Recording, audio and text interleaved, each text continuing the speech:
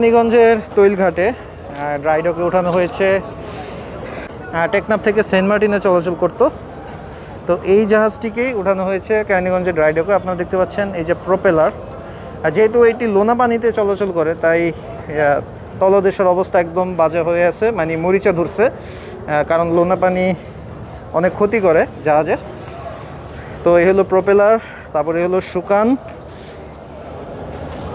তো মূলত এই ড্রাইডকে উঠানোর কারণ হলো এই তলদেশ, এই যে যে মরিচাগুলো পড়ছে এই মরিচাগুলো উঠিয়ে তারপর নতুন করে আবার রং করা হবে। তাই হলো আরেকটি প্রোপেলার।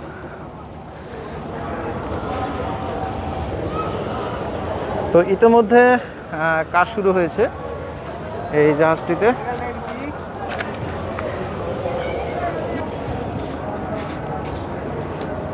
তো এই যে তলদেশে যে এই যে মরিচাগুলো, এই মরিচাগুলো সব উঠিয়ে ফেলে নতুন করে রং করা হবে, আর ভেতরে কিছু মেনটেনেন্স কাজ করা হবে। তো আপনাদেরকে একটু জাহাজের সামনে থেকে একটু দেখাতে চাই। তো এটা হলো জাহাজের সামনের অংশ। তো স্লিপার সিস্টেমে জাহাজটিকে এই ড্রাইডকে ওঠানো হয়েছে।